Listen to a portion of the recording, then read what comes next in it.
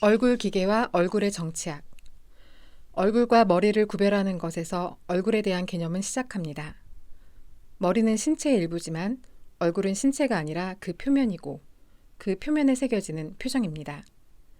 신체의 상태를 표현하기도 하지만 그 이상으로 얼굴과 마주한 누군가를 향해 무언가를 요구한다는 점에서 기호입니다. 그런 점에서 얼굴은 신체로부터 탈영토화되어 비신체적 표현 기계가 될 때 탄생합니다.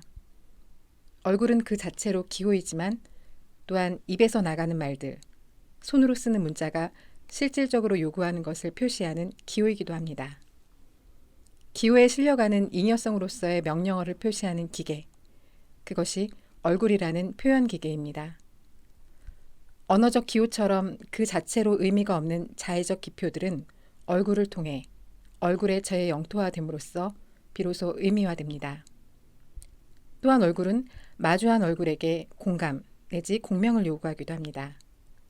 부르고 답하는 주체화가 얼굴을 통해 이루어지는 겁니다. 얼굴은 정치다. 얼굴성에 대한 들레즈 가타리의 생각을 요약해 주는 것이 될 이 명제는 얼굴에 대한 우리의 통념을 깨는 단적인 문장일 겁니다. 동시에 얼굴을 둘러싸고 벌어지는 일들은 곰곰이 생각해보면 쉽게 수긍할 수 있는 문장이기도 합니다. 의미화나 주체화를 요구하는 이런저런 명령어를 발송하는 게 얼굴이니까요. 화난 얼굴이나 찌푸린 얼굴, 슬픈 얼굴, 서운한 얼굴, 모두 다 내게 특정한 반응을 요구하는 얼굴이지요. 사실 우리는 상대방이 무엇을 원하는지를 알기 위해 눈치를 보기도 합니다. 주변의 얼굴들을 보면서 표정 관리를 하기도 하지요.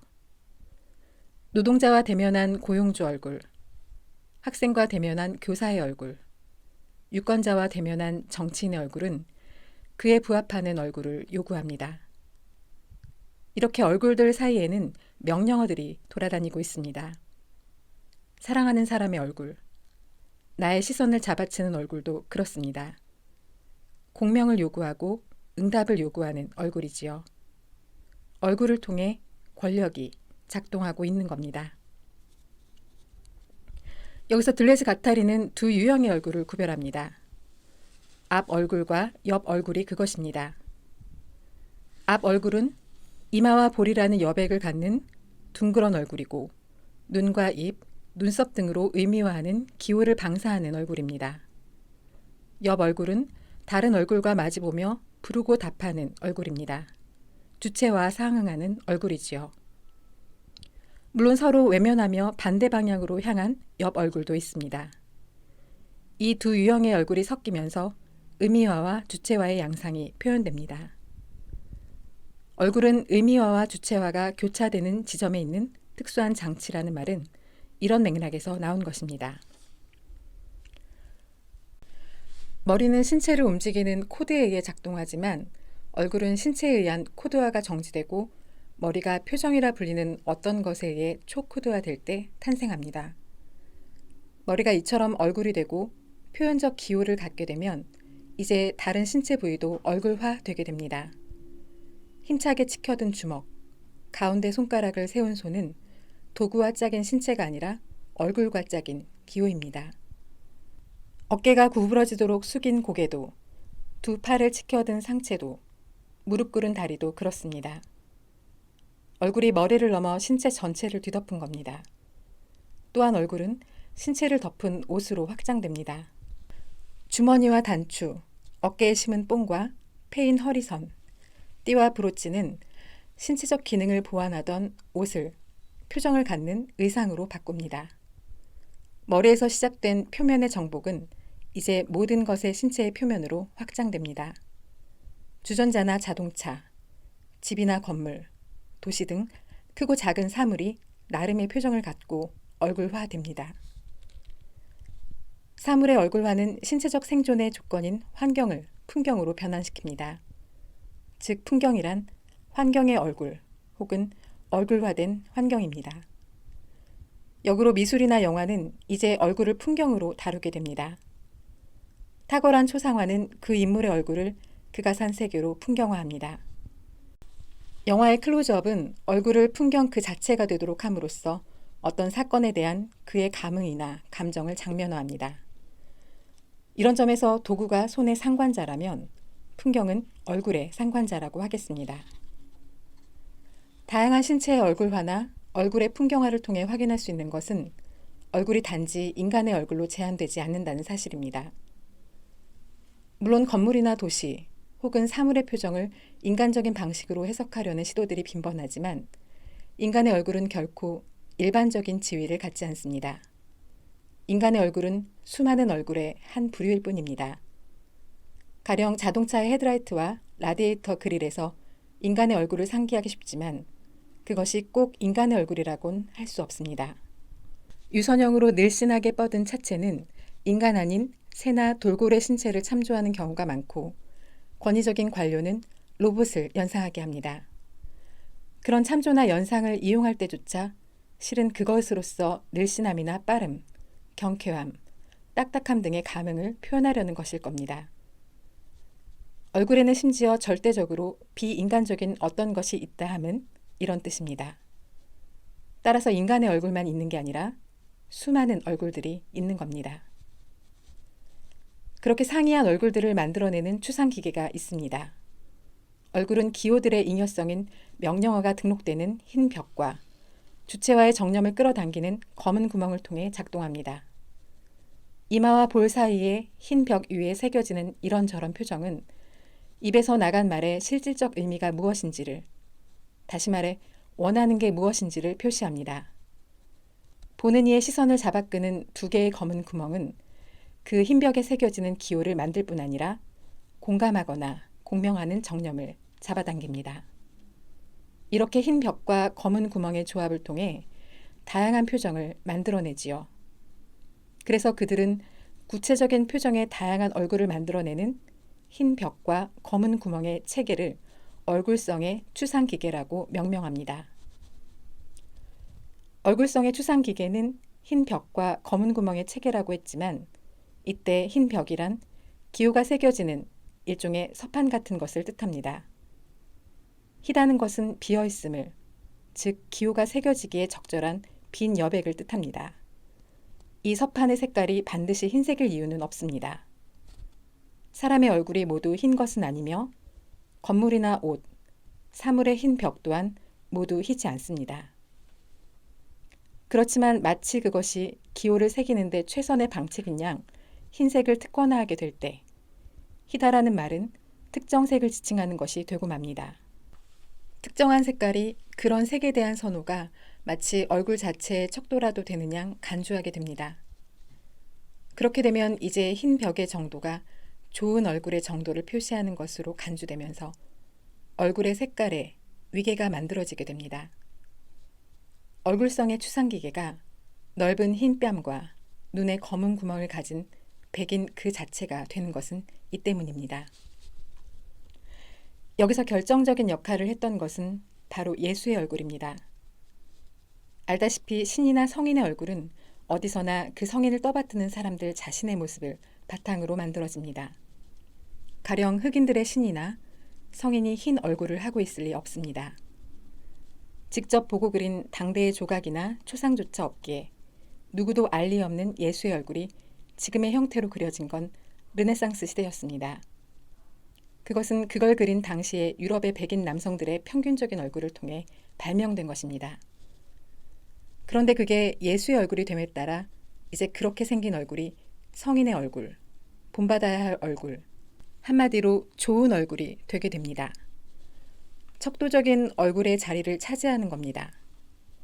그 얼굴을 척도로 하여 그로부터 멀어지는 정도에 따라 차별의 정도가 작동하는 위계화된 인종주의가 이로부터 탄생합니다. 피부색뿐 아니라 눈과 코의 모양 등등이 선호와 차별의 대상이 됩니다.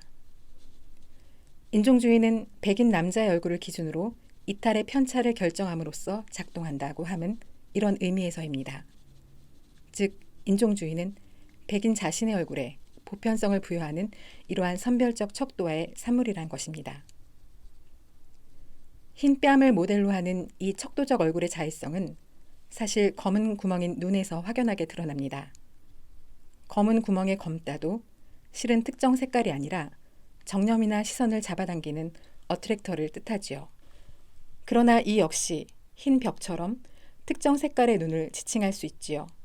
하지만 희지 않은 뺨이 흰 정도에 따라 위계화되는 것과 달리 검지 않은 눈은 검은색의 정도에 따라 위계화되지 않습니다. 유럽인 자신의 눈이 검지 않기 때문이지요. 요컨대 유럽의 백인 남성들이 자기 얼굴로 예수의 얼굴을 만들고 예수의 그 얼굴을 좋은 얼굴의 척도로 삼는 자민족 중심적인 순한 눈이 거기 있습니다. 백인 남자 얼굴에 보편적 척도의 지위를 부여하고 그것을 통해 모든 얼굴의 선별과 등급화를 가동시키는 겁니다. 이로써 흰 벽과 검은 구멍의 체계인 얼굴성의 추상기계가 흰색을 특권화 하는 인종주의적 추상기계가 되고 맙니다. 앞서 우리는 명령어를 방사하는 얼굴에서 권력을 보았지만 척도가 되어 선별과 위계화, 차별의 힘을 행사하는 이 얼굴에서 우리는 얼굴의 또 다른 권력, 얼굴성의 추상기계가 행사하는 또 다른 권력을 보게 됩니다. 얼굴은 정치다 라는 명제에는 이 또한 함축되어 있다 하겠습니다. 얼굴성의 추상기계는 두 가지 방식으로 얼굴성의 권력을 가동시킵니다. 하나는 원소적 얼굴, 다른 하나는 선별입니다. 먼저 원소적 얼굴이란 특정한 관계 내지 배치 안에서 준거가 되는 얼굴입니다. 아버지와 자식의 얼굴, 사장과 노동자의 얼굴, 경찰과 용의자의 얼굴, 어른과 아이의 얼굴 등 얼굴의 양식을 형성하는 표준적인 얼굴입니다. 이를 척도로 삼아 좋은 얼굴과 나쁜 얼굴, 허용되는 얼굴과 그렇지 않은 얼굴이 구별되고 선별됩니다. 아니, 아버지 앞에서 어떻게 그런 얼굴을, 아니, 아이의 얼굴을 어떻게 이따위로 그릴 수 있지? 당신은 경찰 같지 않은 얼굴을 하고 있네요. 물론 인간의 얼굴, 아시아인의 얼굴 등도 마찬가지입니다. 표준에서 벗어나는 정도에 따라 좋고 나쁨의 정도가 배열됩니다. 피부색의 정도에 따라 인간의 얼굴에서 몇 번째 얼굴인지, 양순한 표정의 정도에 따라 뻔뻔함의 정도가 어느 정도인지가 정해집니다. 그 정도에 따라 가능한 얼굴의 범위가 증식됩니다. 물론 가운데 있는 척도적 얼굴을 향해 얼굴을 동일화시키려는 권력의 벡터가 그와 반대 방향으로 작동합니다. 얼굴성의 추상기계의 작동 양상을 보여주는 추상기계의 변형들을 둘레즈 가타리는 극한적 얼굴로 정의합니다. 이는 원소적 얼굴과 선별을 통해 구성되는 혼성적인 얼굴들입니다. 이는 상이한 배치들을 넘나들며 작동하는 기계입니다. 먼저 의미화가 주도하는 앞 얼굴의 추상기계들이 있습니다. 일단 흰 벽과 검은 구멍만으로 이루어진 단순한 추상기계가 있습니다. 다음으로 편차를 통해 그어지는 경계선들로 확장되는 다중적 경계를 가는 추상기계가 있습니다. 그런데 사장과 노동자, 교사와 학생처럼 짝을 갖는 얼굴이라면 의미화와 주체화가 동시에 작동하겠지요. 이는 기호를 방사하는 두 눈과 그에 공명하는 두 눈의 짝으로 이루어집니다. 한 쌍의 앞 얼굴이 마주보며 공명하는 얼굴 기계인데 그 두 얼굴 간 적절한 표정의 정도에 따라 복수의 경계선들이 만들어집니다. 4개의 눈을 갖는 기계가 그겁니다. 학교, 집, 회사, 경찰서 등 구체적인 조건에 따라 척도에 부합하는 얼굴들이 이 추상기계를 통해 생산됩니다. 서로 연관된 얼굴이 늘어나면 더 많은 눈들이 그에 따라 늘어나게 되겠지요. 둘레즈 가타리는 대지와도 같은 흰 벽에 기호를 기입하는 이러한 추상기계들을 대지의 기표적 전제적 얼굴들이라고 명명합니다. 다른 한편 주체와의 옆 얼굴은 대개 마주보는 두 얼굴을 짝으로 갖지요. 트리스탄 이졸데처럼 서로 부르고 답하며 검은 구멍으로 끌려 들어가는 커플 기계는 검은 구멍을 향한 하나이자 둘인 선을 따라 작동합니다.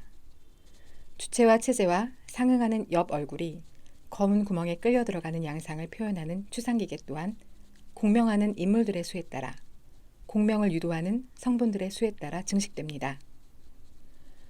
공명을 촉발하는 음악, 풍경, 얼굴, 의식, 회화 등이 더해짐에 따라 그 선들은 증식되고 중첩되며 작동합니다. 하지만 코기토의 주체와, 즉 생각하는 나는 존재하는 나라는 등식을 통해 작동하는 주체와는 그처럼 마주보는 짝을 갖지 않습니다.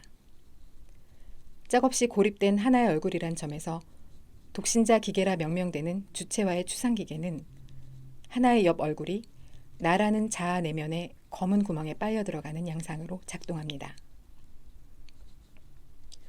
얼굴에 대한 사유를 앞서 제시했던 것은 사르트르의 현상학이었습니다. 그는 눈과 구별되는 응시, 지향성이 담긴 시선인 응시를 통해 어떤 즉자적 존재가 나에 대한 존재가 됨을 지적합니다. 그때 그의 머리에서 나는 그의 얼굴을 보게 됩니다. 응시와 지향성이 얼굴을 만들어낸다는 것입니다. 그러나 둘레즈 가타리는 응시는 응시하지 않는 눈과의 관계에서, 즉 얼굴성의 검은 구멍과의 관계에서 2차적일 뿐이라고 비판합니다. 응시하지 않으려고 해도, 무심코 지나쳤다 해도 누군가 소리치며 시선을 잡아당길 때 검은 구멍이 응시보다 1차적임을 확인할 수 있지요. 누군가를 꽃이라고 부르며 달려가지만 내가 부여한 그 의미를 거부하고 스토커라고 밀쳐내며 현상학적 지향성 바깥으로 도망가는 얼굴도 있습니다. 다른 한편 락강은 거울상을 통해 부분 대상들을 하나의 유기체로 통합하는 상상적 동일시를 강조하지만 우리는 동일시를 명령하는 얼굴에 권력이 있음을 잘 알고 있습니다. 동일시란 흰 벽에 쓰여진 명령어를 받아들이는 행위의 반복을 통해 습속이 된 주체와의 결과일 뿐입니다. 거울은 얼굴성의 흰 벽과의 관계에서 2차적일 뿐이라는 말은 이런 맥락에서 나온 것입니다. 덧붙이자면 레비나스는 고통받는 얼굴이야말로 주체의 생각이나 감각 바깥에 존재하는 타자라고 하지만 고통받는 얼굴만이 타자라고 할 수는 없습니다. 차라리 찡그린 얼굴, 화난 얼굴, 엄격한 얼굴이 그보다 더 빈번하고 일상적인 타자라고 해야 합니다. 아니, 실은 고통받는 얼굴 또한 연민과 공명을 요구하는 얼굴입니다. 의미화와 주체화의 명령어를 방사하는 얼굴이지요. 타자를 향해 주체 자신을 초월하는 윤리학은 내 의지 바깥에서 오는 명령하는 권력, 연민이나 동일시마저 명령하는 권력의 작용 안에 있다 하겠습니다. 얼굴의 문제가 도덕이나 윤리학이 아닌 정치학의 대상이 되는 것은 이런 이유에서입니다. 머리와 얼굴 사이에 생물학적 진화나 도덕적 우열 같은 것은 없습니다. 얼굴은 자의적 기표들로 발송되는 명령어의 전달과 상관적인 특정한 배치의 산물입니다. 의미화와 주체화를 강요하는 것은 특정한 권력의 배치이고 그런 배치를 가는 특정한 사회 구성체만이 얼굴과 풍경을 필요로 한다는 겁니다. 따라서 배치가 달라지고 사회 구성체가 다른 종류의 사회 구성체로 이행한다면 얼굴은 명령어를 방사하는 권력 장치이기를 중지할 수 있습니다. 둘레즈 가타리는 진정한 탈 얼굴화를 가동시키면서 탐사적 머리를 해방시켜 의미화의 벽을 돌파하고 주체성의 구멍에서 솟구쳐 오르며 풍경을 통해 지층들을 해체하고 진정한 리조움을 위해 나무를 잘라버리며 긍정적 탈영토화 내지 창조적 탈주선을 그리자고 제안합니다. 이 제안이 구체적으로 무엇을 뜻하는가는 사실 애매합니다. 그것은 차라리 얼굴의 정치학을 통해서 얼굴과 머리에 대한 새로운 사유를 가동시키기 위한 물음이라고 하겠습니다.